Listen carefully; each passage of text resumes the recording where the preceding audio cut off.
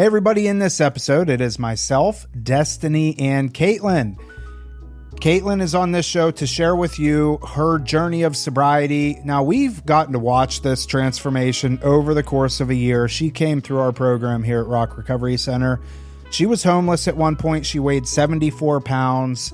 She was not in good shape, and she did what she had to do in order to stay sober. And she comes on the show today to share with you some of the milestones that she's had throughout her sobriety. She's got a job now. She's got a car. She pays her own bills. She's going to the gym. She's working out. She's eating good. She has relationships in her life, and she shares with you how she's done it. Enjoy the show. Here we are, Real Recovery Talk. I am your host, Tom Conrad. In today's episode, we've got Destiny. What's up, guys? And we have Kaitlyn. Hello, Kaitlyn. Hi. How are you? I'm good. How are you? Good. First things first, thank you for tuning in on the podcast app, whichever one that you choose to use. And thank you for watching on YouTube. In the end, if you have any comments, questions, or concerns, you can always reach us. info@realrecoverytalk.com. Again, that's info@realrecoverytalk.com. And ultimately, we want to help you turn your mess into your message, right, ladies? Absolutely. Mm-hmm. That sounds so structured. Yeah, that's the only part that's really structured. This part too. You can also go to realrecoverytalk.com/guide. There you will find a opportunity to put your email in, and then we're going to send you a gift. That gift is 5 steps that you can take to get your loved one the help that they need. And you just click the little link that comes in your email inbox, and it will download, and you can print that off and put it wherever you will see it. It can be a constant reminder of the 5 steps that you can take to get your loved one the help that they need. What do you think of that, Kaitlyn? Bet you wish you had one of them. I'm just kidding. I'm totally kidding. And you can also go to realrecoverytalk.com/reconnect. There you can sign up for the Reconnect program. We are waiting to get enough people to launch a actual group.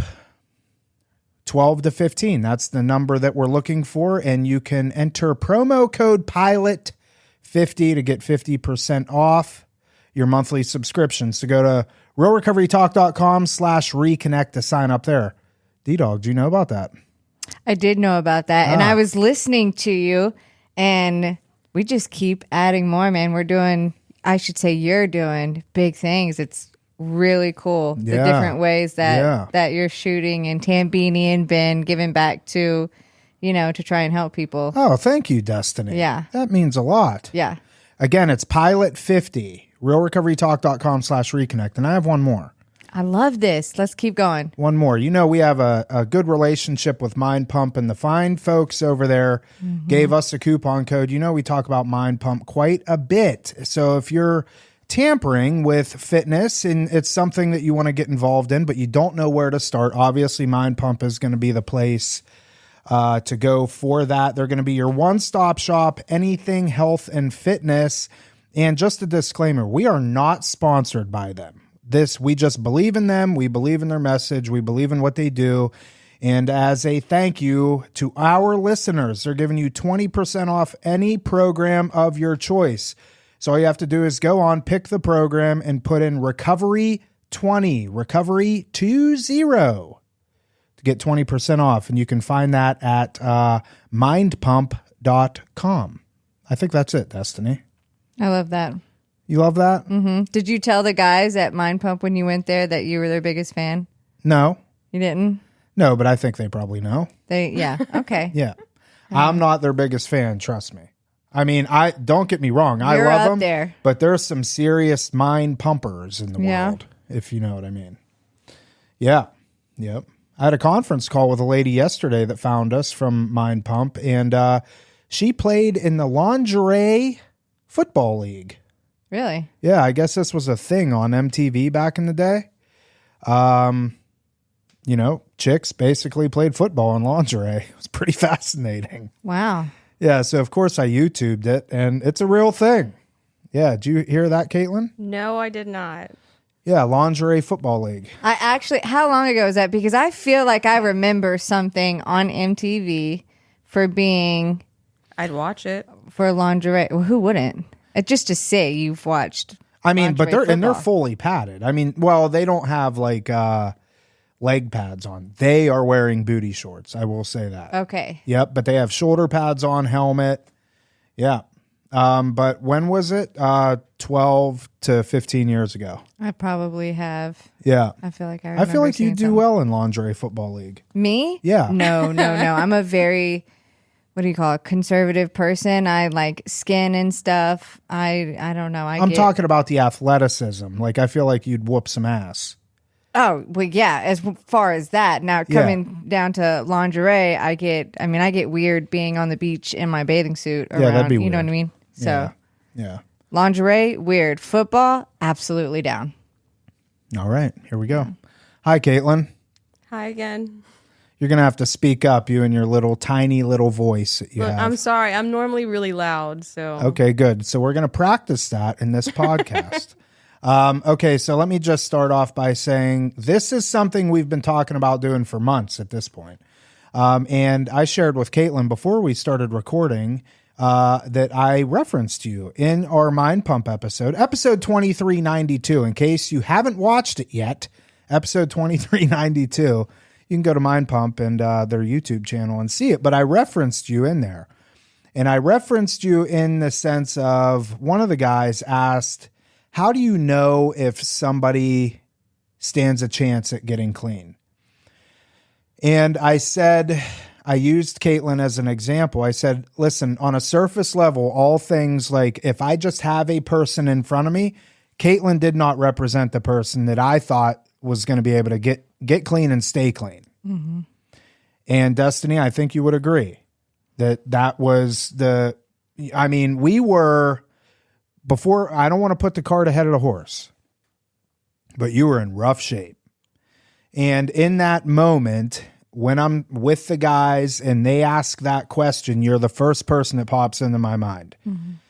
The Kaitlyn that I saw just over a year ago, I did not think stood a chance at sobriety.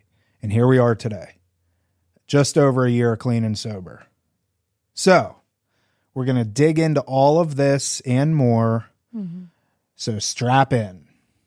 Okay? I'm ready. All right. I've been ready. Destiny, why don't you kick us off? And Kaitlyn was kind enough to let me know before we started recording that she's like, can you just ask questions? Because if I have to talk, I'm not going to do too well. So you just ask me the questions and I'll answer. And I said, well, perfect. Because Destiny loves to ask questions. Mm-hmm. So go ahead. I'll let you start, Destiny. Like how I know her? Am I just going asking questions? Or? No. Give us like how we got to know Kaitlyn, stuff like that. Oh gosh, I'll never forget it. Officer Mackey called me, asked if, I could do him a favor, if he could bring someone by that I'd be open to talking to. Didn't really give me much details. I said, yeah, of course. I'm in the office today. He said, okay, well, I've got to go. have to go pick her up. I said, oh, from where? He said, well, she's, on the corner of this street, and this street. That's where she lives. Okay. So I picked up that, she was homeless. And probably about an hour later, he finally showed up after he went and picked you up. And oh my gosh, I did not expect. I had no idea what I was about to get into. I thought this was somebody, maybe I don't know. But what I got was not what I expected. And you came in, and I'm just going to be brutally honest. You came in dirty and very skinny. I mean, this girl was 70 pounds, soaking wet, maybe even less than that. And so high on fentanyl, you couldn't keep your eyes open. And actually, funny thing, I got her to stay and talk to me because I offered you chocolate. I was going to say, I don't remember much of that day of meeting you guys, but, I do remember that you had chocolate. Yeah, because we were getting into conversation when you could keep your head up and talk a little bit. And then out of nowhere, you flipped a switch and was like, I'm not ready for this. I want to go home.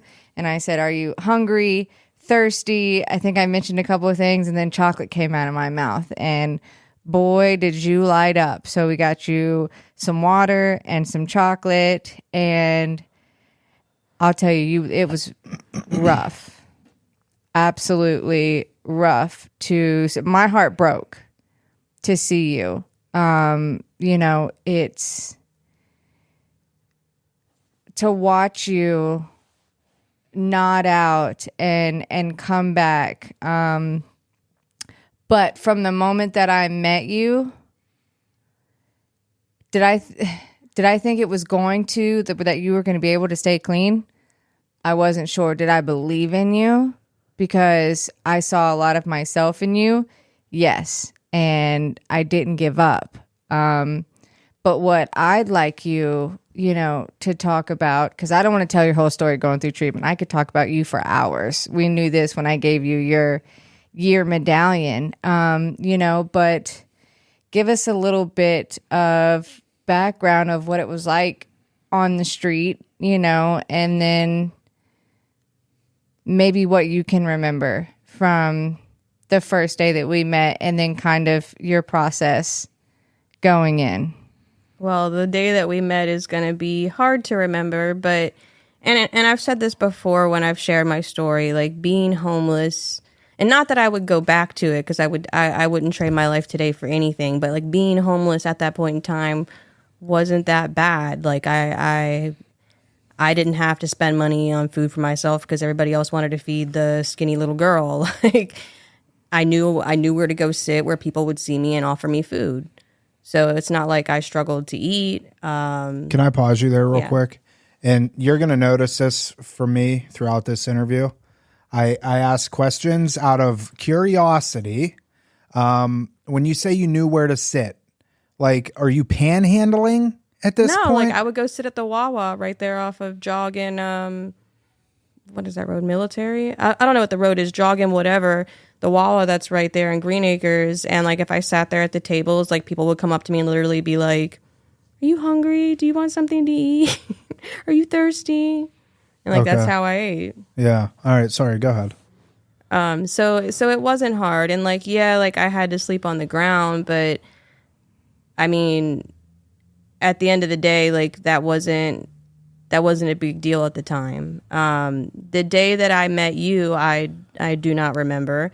What I do remember is that you didn't give up on me. Officer Mackey had introduced me to a couple people, and I just wasn't taking it seriously at that point in time, and I wasn't answering people, and like you were like the one person that continued to reach out to me, which is why I eventually caved one day and started talking to you, and which led me to coming to treatment.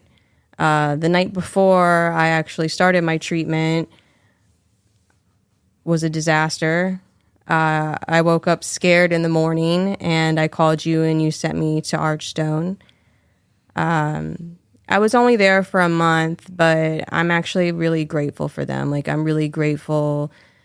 I mean, I didn't like the groups. I vetoed them. The food sucked. I didn't have a therapist the whole entire time I was there, but like, I will forever love the techs. I still talk to them on a daily basis. I know you still go to their alumni. Yeah. I mean, you never miss that. I know that much. You stay plugged in that way. Well, and I bring every other Friday, I bring an H&I into theirs now. That's awesome. So I want to the homeless aspect of it. How long were you, quote unquote, homeless for? From Super Bowl Sunday to July 14th. So February something till July 14th. Mm-hmm. What happened on Super Bowl Sunday to where you wound up homeless? The guy that I was dating at the time got into a huge fight with his grandmother, like broke something in the house, and she kicked us out. And that was like legit your first night ever sleeping outside? Or had you been homeless before prior to that? In the past, I was homeless for a 2-year period. I had 2 Thanksgiving dinners on the streets. Really? In West Palm Beach? Yeah. Actually, right around here. Oh my gosh. When I tell you this girl is a savage, and I knew it was going to be a child because I remember she looked at me and she kept saying, I was like, what can we do to get you off the street? And she's like, being homeless does not scare me. She was not afraid to sleep on the street because she had learned how to maneuver and how, she knew where to be, where the people were going to give her food and stuff. Like this girl, the streets did not scare her. They didn't. Oh, Kaitlyn. I'm telling you. I know. So I'm like 2 years? Yeah, 2 years. So what in that 2 years you're obviously using drugs. Just like what's a day in the life of a homeless person? Like do you wake up and panhandle? Yeah. And that's it. And you panhandle until you get the money you need, you get the drugs you want or you need, and rinse, repeat. You do it over again. Again, me just being inquisitive. Do panhandlers like make decent amounts of money? I mean, I did, but I'm also a little girl. Like, I feel Right. like there are people that probably didn't make as much money as I did. How much would you make in any given day? At least $200. Really? No kidding. That's crazy. I would stop after I hit 200. I was like, that's good enough. $200? Yeah, because that was all I needed to get me through the day. See, that's crazy because for a moment I'm like, wait, you stopped at 200. I would go for more. But no, if I was out there and I had exactly what I needed to go get high, I would have too. It wasn't about getting the money. It was about getting exactly what I needed to get the drugs that I wanted to. All right. I have a gajillion questions I want to ask, but whatever. I'll ask off air. So you have this last period of homelessness, Super Bowl Sunday to what was it? July 14th. Mm-hmm. July. I tried to think about that for a second, like I don't know. July 14th. Yeah, I remember the day that I met you. I was scared. Like I'm an alcoholic. And so like I can deal with drunk people, but like when I have this little girl sitting in front of me, Mm-hmm. little in the sense of stature, like I think you were 76 pounds when 74 pounds when you entered into detox, Mm-hmm. literally nodding out on the couch in front of us. And, and I will say this is what, did you decide to do the nursing program after, like before or after this? Because this is when it solidified in my mind that you would be a phenomenal nurse. Because, like, I had never seen this side of Destiny, like, caretaker mode. You know what I mean? Like, right next to you on the couch, rubbing your back, and you're, like, legit, like, snotting in a tissue, slobbering chocolate. And I mean, you were just high as a kite. It was pretty disgusting, but like Destiny was like in her element in a weird way. Like you were so comfortable there and like, you could really tell like Destiny wanted something for you that I had never seen that side of you before. I think I was already in school, right? Was that last year? Yes. That was, would have been July. No, yeah, so I started school the beginning of January. But that's just I've always been that way, you know? And I like what you said too, not to cut you off, but you saw yourself in her. Absolutely. Absolutely. I have been homeless. I have been that dirty. I have been nodding out. I wake up and there's drool running down my mouth.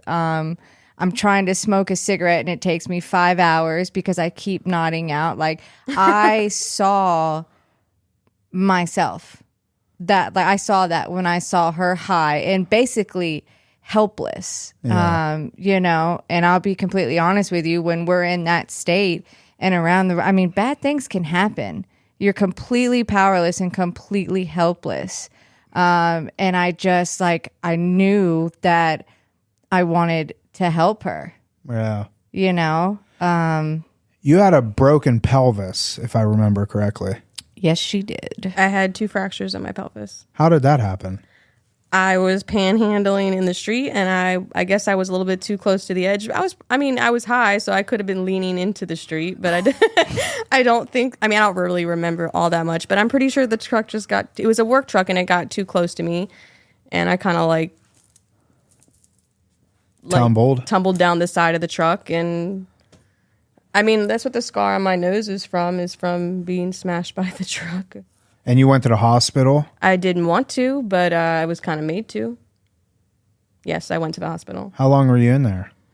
I showed up at like 4 o'clock in the afternoon. They discharged me the next morning at like 10 o'clock.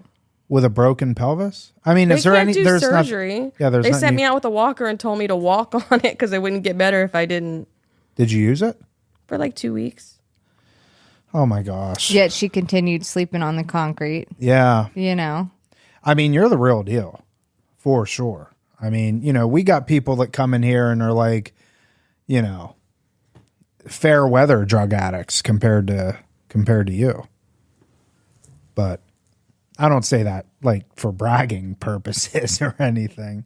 But you're a real transformation. Thank you.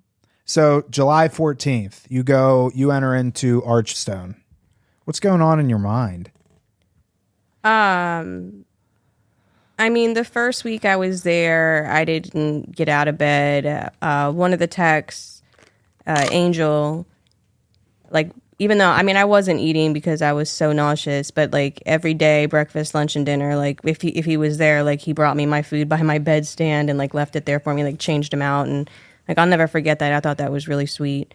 But, I don't know, like the first month that I was there, I felt like I was just kind of going through the motions. Like I said, like I didn't see a therapist the whole entire time I was there.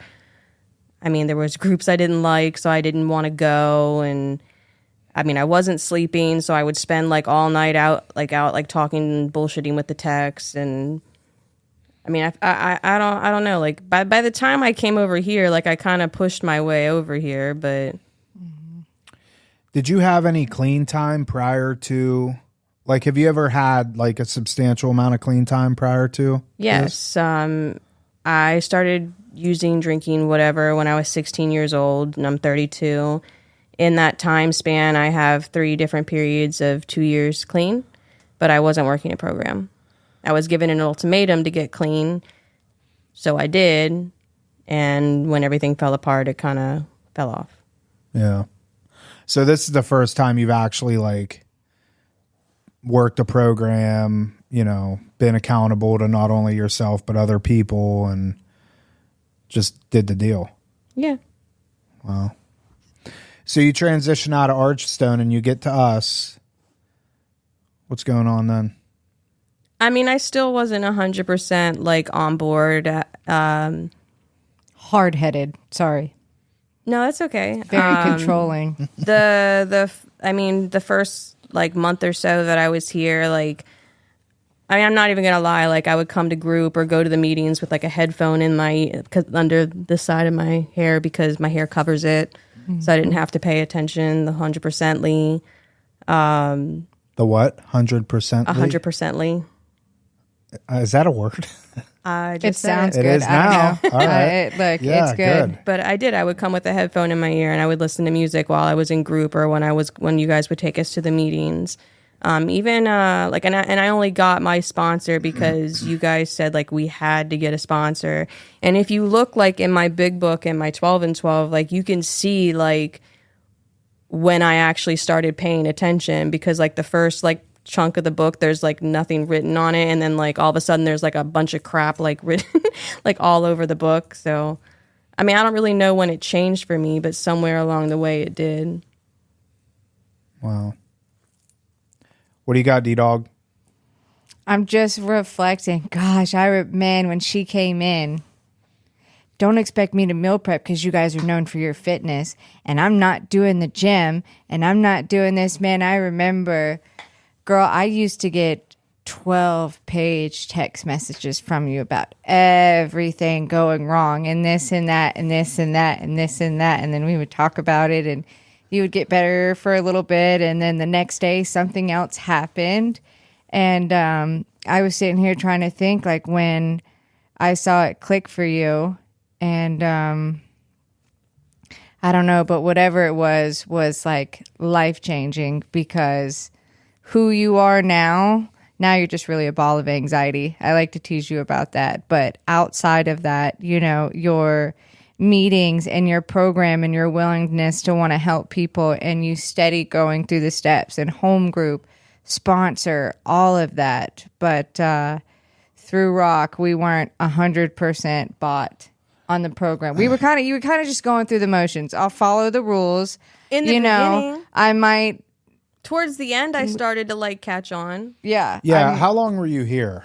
From August to December 15th. Yep. Right before Christmas. I do remember that. She was here for a minute. August what? Like August 15th, we'll call it? August? Ish. Somewhere in mid-August. So you were here 4 months? Yeah. Yep. Yeah, something definitely changed with you in those 4 months. And I distinctly... Who was your therapist? Hannah. Yeah, I feel like I distinctly remember, like, you know, we have staff meeting every Monday, and we discuss pretty much each person in detail. And it was one of those cases where week after week, there's like improvements. You know what I mean? And it got to the point where it's like, Kaitlyn's doing the deal. Kaitlyn's doing. Tristan was another one of those. Yeah. You know, we have examples for days of people that come in and are kind of on the fence, you know, which is to be expected. I mean, my God, you were 2 years homeless. You just spent X amount of months homeless. Like, I like what Destiny said. Like, that doesn't scare you. That's normal for you. So here we are. I mean, it is in a sense, like it's normal in your mind that, like, I could just go back to that if I really wanted to. But something kept you here. What is it? I don't have an answer for that. I don't know what it was that changed it for me. I don't know, maybe if it was just I was happier in general, like in like a whole like broad spectrum. I don't know what it was. I don't have an answer for that. So looking back on it now, you just celebrated a year of sobriety in July 14th. Over the past year, what have been some of the milestones I would say? Having my family back in my life and having them be able to come down here and me be able to go up there. And in Thanksgiving, I got to go up and hold my brother's like 3-day-old newborn baby, which would have never have happened if I was still using, like I wouldn't have gone up to Maryland in the first place, let alone been in the same room as the baby, let alone be able to hold it or her, not it. So being able to do that, moving into the place that I'm in now and like being able to pay the rent by myself, having the... That's my sponsor, I'm sorry. That's all right. I'll call her back. Having my car that I pay insurance on now. My dad helped me buy it, but like I'm the one that pays the insurance on it. Getting the job that I have in April and consistently going there and getting like a really good review from them when it came time for my review and like feeling like it's home, getting my second job, being asked to bring in the H&I to Archstone. Like I didn't volunteer for that. Like Angel called me and asked me to do that, which makes me feel good about myself or being able to do those things. And like little things here and there, like my sponsor had me go over to like stay the night at her house to watch her dog for her. I've been called to speak for people. This past Sunday, my sponsor called me and asked me to chair the meeting because she had to go up to Cleveland. So she asked me to chair the meeting, which I didn't want to do, but I did. And I had to collect the money because she wasn't there. So I'm going to give it to her when I see her on Wednesday because she trusts me enough to be able to hold on to it for her. The fact that I'm able to go to the dentist and go through extractions and a deep cleaning and crowns put on, I'm able to even show up to the dentist and let alone sit through it and be sober.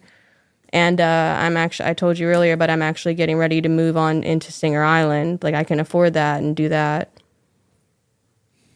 So I want to stop right there. What I heard through that is like, my sponsor asked me to speak and collect money, and I got to stay and, watch her dog while she was out of town and, go up and see family, let alone, or hold my brother's newborn girl, not it, girl. Yeah, little girl. Joking. So I hear like trustworthy, right? Like you've now become this trustworthy person. How does that feel? If that's the kind of stuff that makes me happy today, that people can call me and ask me to do things and like I know I can be there and show up to do it. Mm-hmm. Like that's the kind of stuff that lets me know that like I'm doing the right thing. Mm-hmm. So it feels good to be able to do that.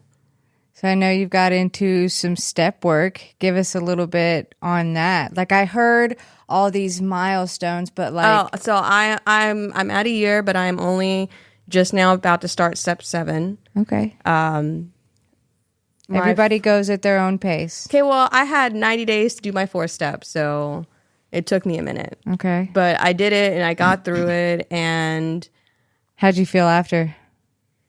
I mean, she essentially worked my 4th step with me, so it wasn't, like, hard reading them to her. But when she wrote down my old ideas, like my defects, because she doesn't call them defects, they're old ideas, it was definitely, like, laughable because I definitely was that person, and today, like, she assigns me little things that I have to do to like remind me that like I need to break those old ideas. Like what? So this past Friday, or not this past Friday, but because this upcoming Friday I'm supposed to bring in an Asian Night at Archstone. So 2 Fridays ago, one of my girlfriends was supposed to come up and speak for me, and she bailed like 4 hours before she was supposed to come and speak for me. And it's not the first time she's bailed on me. Like I've asked her to speak when I was chairing the alumni event, and she bailed on me. And actually Ben had to come, and I mean, at least I had a day's notice then, but Ben, luckily came and kind of bailed me out and spoke for me that night. She's bailed on the gym. Like she's just bailed a whole bunch of times. So like it really hurt my feelings that she did that.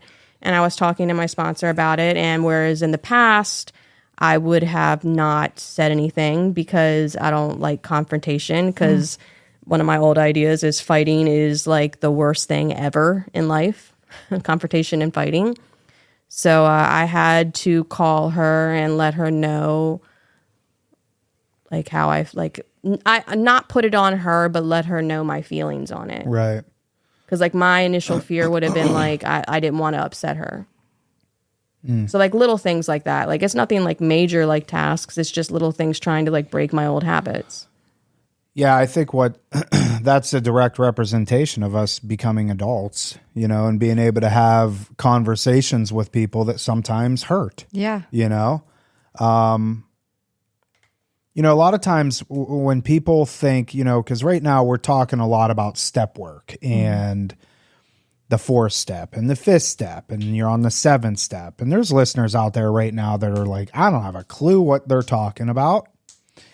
A lot that cracking of your knuckles. I'm sorry. I'm done. Okay, good. I got it all. The steps in and of themselves, I mean, my experience with it was, my 4th step, for instance, when doing my 5th step with my sponsor and all that stuff, I didn't have like this, I don't know. It wasn't as impactful as, I've been doing this podcast now for 8 years, and I've heard all the stories of, people passing out and having white light experiences and all this stuff. I didn't have any of that. I had cool. I told you all the shitty stuff that I've done and yada, yada, yada, all the stuff that comes with that. But the point that I'm trying to make is that just for the listeners, primarily, the steps are designed as a design for living, right? And it's, we oftentimes hear that Alcoholics Anonymous, Narcotics Anonymous, any of these 12-step based programs are spiritual in nature, which they are. But I try and tell people like it's just understanding that I'm not God. I don't know what's best for me. allowing other people to speak into my life, trusting other people, recognizing my wrongs, those sorts of things. And then you fast forward to step 10, 11, and 12. And now you're talking about like helping people, taking them through the steps, so on and so forth. Right. I wanted to say that just to clarify for the listeners that like the 12 steps are exactly what they are, the 12 steps, like, and they're done in order. For a reason. Mm-hmm. Exactly. I don't even know what were you even talking about before that? Something about the doing the fifth step with your sponsor. Oh, the resentment and having the conversation. Oh yeah. Yeah, with the girl that so yeah, like I was saying it was, having an adult conversation and calling her up and saying, "Hey, kind of sucked what you did," And those are things that we do as sober people, because otherwise, there's this saying, resentment is the number one offender. You go along life and you don't have these conversations with people. And for whatever reason, we can stew on these things.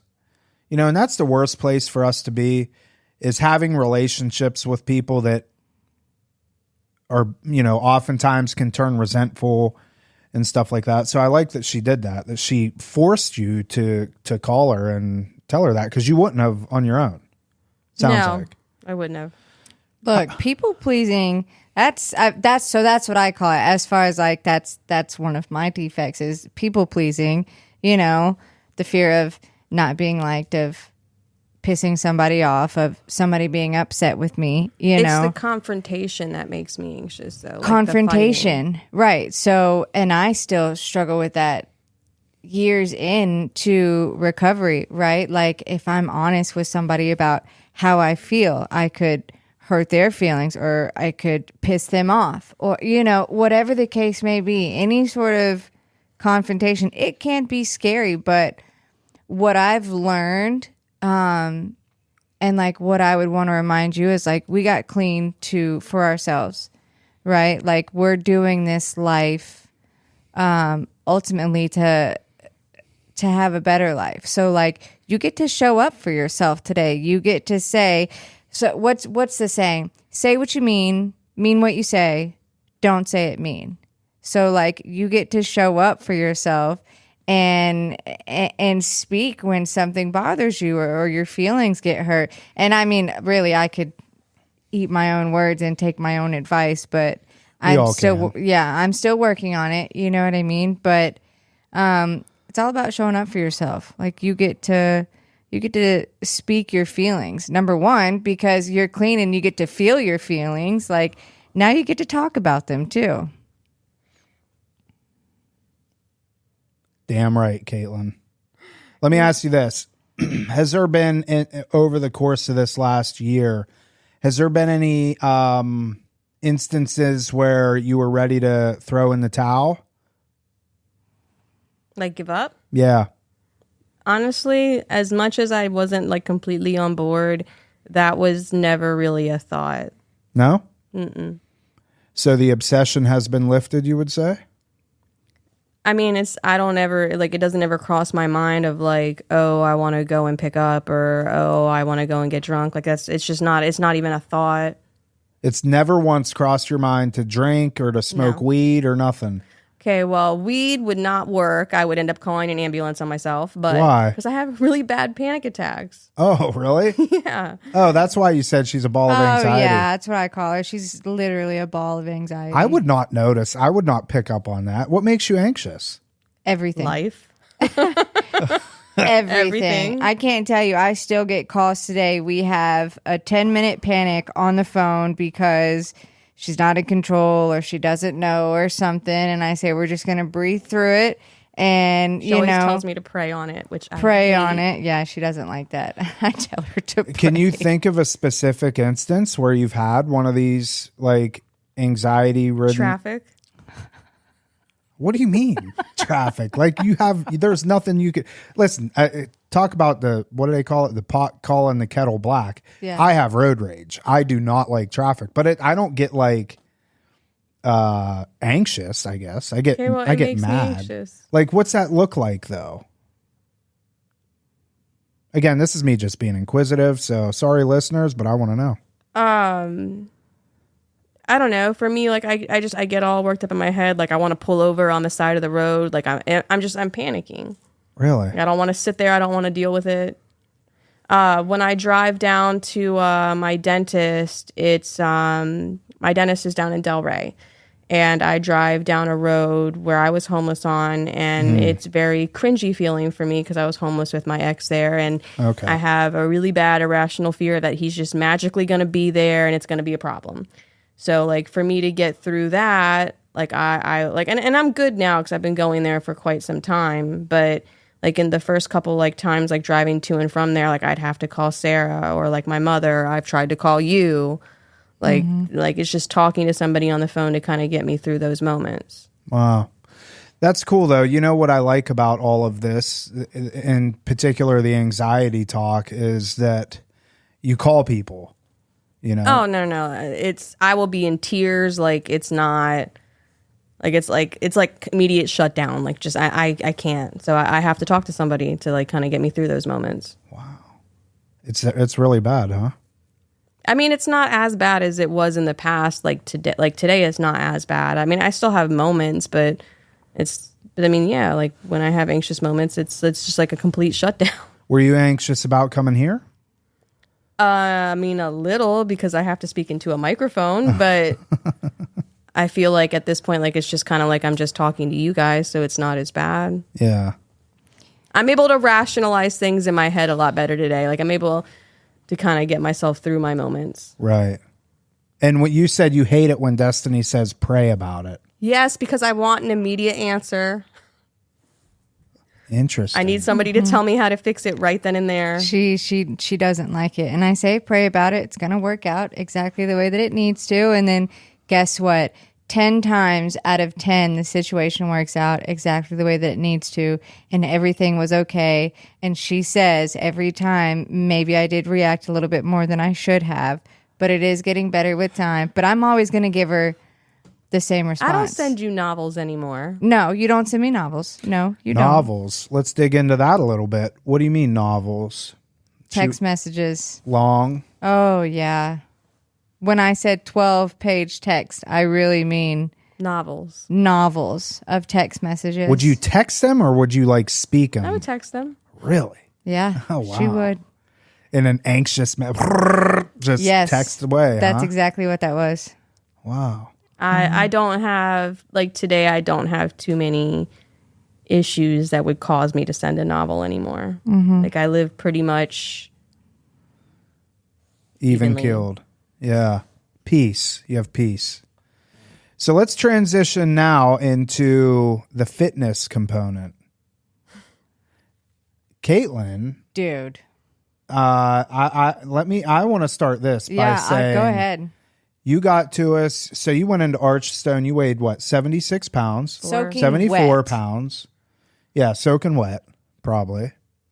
I think when you got to us, you were up to 86. 80. Yeah. See. She knows. 86 pounds.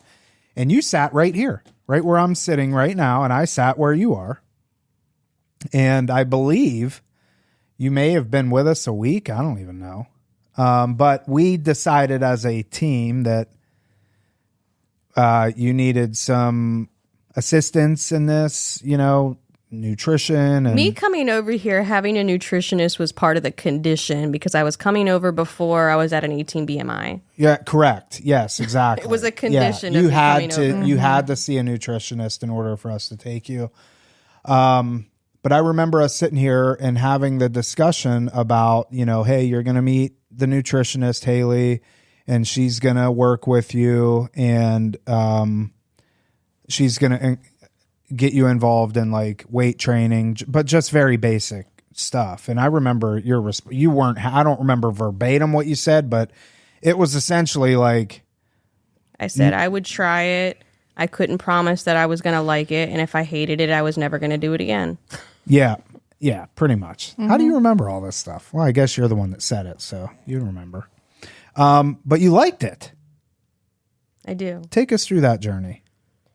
When I first started going, I just did cardio. I wasn't really about like the weights thing. And again, I don't really know where it changed for me. Maybe it was working with Haley. I don't know, but somewhere in there it changed, and I do like I mean I'm not lifting like 50 pounds or anything like that, but I use free weights, I use the machines, I use the cables, like I have a routine, I have a split.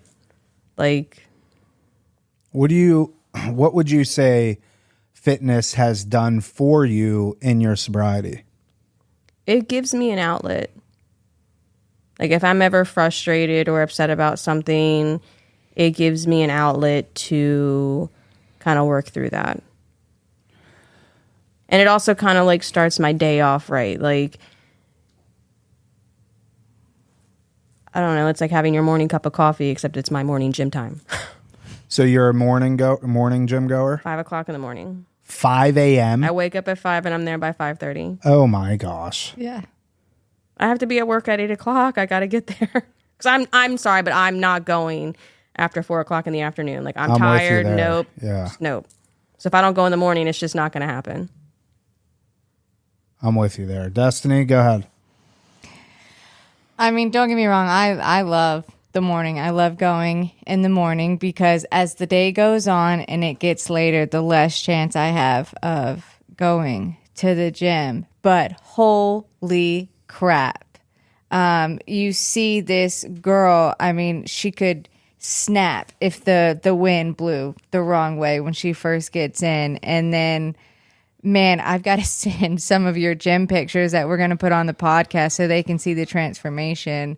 I mean, like toned muscles and abs and stuff like that. And I totally get what you're saying with like it being an out. Gym time is therapy for me. Like it's a way that I show it for myself, right? Because I used to go days and probably maybe sometimes even like a week or something, nothing to drink, nothing to eat, and I didn't want it. It's really bad when the drug buddies that you're with are like having to remind you like, hey, take a sip of water. You look, pretty malnourished. And nope, I'm good. Everything's fine, So like eating clean, which I know that you do a very good job of too. I'll speak for myself, but I think you've even said it too. Like it's a way to give back to ourselves, right? Like taking care of ourselves, like cardio, going to the gym, eating healthy. It's no cardio.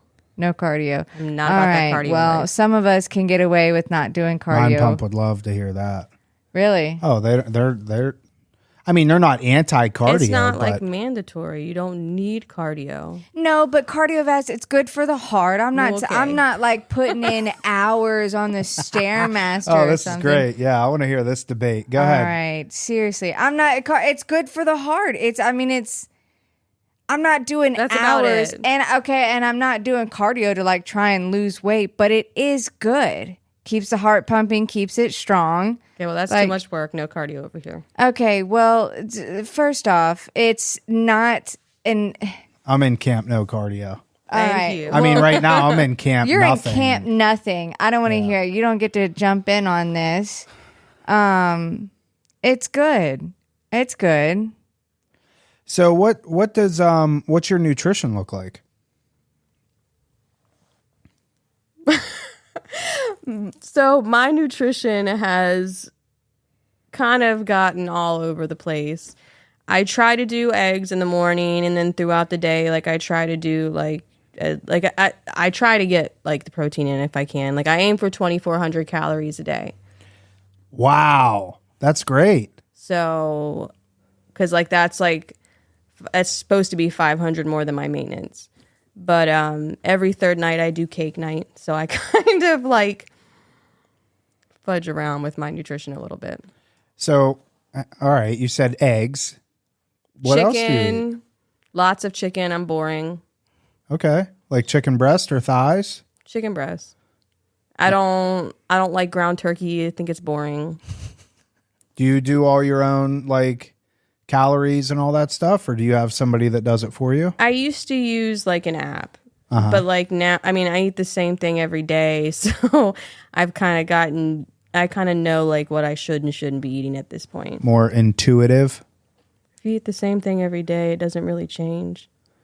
Yeah. Destiny knows all about that. Yeah. Destiny eats the same every day. That's not true. I don't eat the same thing. I do mix it up. Yeah, literally mix it. You eat the same thing and you mix it. I'll mix up my proteins. Like I'll go on a kick. Like right now I've been on a chicken kick and the crock pot. Okay, go ahead. No. I would love to know what you were going to say. Chicken and ground turkey are literally the only things I've ever seen you eat. Shrimp? Never. Yes. I saw you scowl up when Ben brought that Tupperware of shrimp in the other day, and you're like... Okay, because what things that Ben do is, and I've done tuna. I do tuna. I go on tuna kicks. Tuna that's fish right. out of a can? No, out of the bag. They have these flavored packets that So are... like not real tuna fish tuna. Yeah, it's like mercury in a bag. Yeah, that's gross, Destiny. Yeah, It's not cat gross. food. It's She takes it from flavored. her cats. Yeah. That's not true. Yep. That's not true. What's your cat's name? I have 3. Nala, Albert, Baxter. Yeah. Nala, Baxter, and Albert are at home wondering where their dinner's at. Okay, first off, how did this become a bully session? You said it. I'm a boring eater, but it's healthy. Yeah. I feel better. My energy's better. My skin, my hair, everything does better when I eat cleaner, and I'm happy with chicken right now. No, that's good. I will give you that. Every so often, like my boyfriend will cook steak or something like that, and I'll have that with him. But most of the time, it's just chicken every day. Mm-hmm. You said cake night. What's that? So the woman that I live with works out, like she bodybuilds, competes. Oh. And I was talking to her about wanting to fill out my legs and my ass. And she was like, just have cake. So I kind of took it and ran with it. And I do cake every night now before I do leg day. Because I like cake. Like what kind of cake? Like boxed cheesecake. cake? Oh, there you go. Yeah, nice. From Cheesecake Factory? From wherever. Yes. Now we're talking. Now I can interject into this conversation. And when I Alright, told let's her hear that's it. what I was doing, she was like, that's not what I said to do. And I was like, yeah, well, I like it. So Yeah, I think you're going to be okay having some cheesecake. No, she's most definitely. Some people, she's got a great metabolism. Now, me, if I were to do that, I'd be walking around the size of a whale because I hold on. I look at a jar of Nutella and I instantly bloat up and put on 2 pounds. I don't know why. Yeah, but I think, for given your height and your weight, I mean, at 2,400 calories a day, that's amazing. That's great. I'm always hungry. I eat like every 3 hours. So you could probably eat more and be okay. Yeah. That's what I aim for. Sometimes it's a little bit more, sometimes it's a little bit less, but I try to aim for that range. That's why you need to listen to Mind Pump. Yep. I don't know that I could. I mean, I probably could eat that much in a day, but like, I don't know how I would accomplish that. Like, that's a lot of food. Well, if you eat every 3 hours, how many meals are you eating a day? 6. Okay, so just add another ounce of chicken I'm not breast. trying to eat at like 9 o'clock at night. No, I'm not talking about. Keep the same meal schedule that you have. Just add 1 more ounce of chicken breast to your meal, and there's another 35 grams there's of protein. The problem. Like, I eat, and I'm like legitimately full. Like, and I feel like if I eat more, like I would be like too full. Yeah. My stomach's only so big. No, I get it. Well, you're doing great. I think, listen, in the end, I think you're doing phenomenal. Given where you were just over a year ago to where you are now, I mean, I think you're crushing it. Definitely the biggest and most successful, complete 180 transformation I've seen, only because, people call in, whether it be on our Google or website line, or, we get referrals from other treatment centers. So like, yeah, we'll be the first ones on the phone with him, but we got to see you day 1, still homeless, high, and we got to watch the whole transformation through detox, through our program. You You did. Well, we all did. Tom got to see No, you. you were he didn't come to Archstone. You did. Well, no, but he I got didn't- to see day one. I mean, he got to see you still homeless and dirty and nodding out and high to now Kaitlyn here. I mean, you know, going to the dentist, going to the gym, eating healthy, job, you know, being able to get your own place. And just a little over a year ago, you were homeless and high and it didn't scare you. And now like you have a productive life. You live a productive and healthy lifestyle and you're clean. That's amazing. And that's because you stayed until you bought in to this on your own. I didn't really think I had like the option to opt out.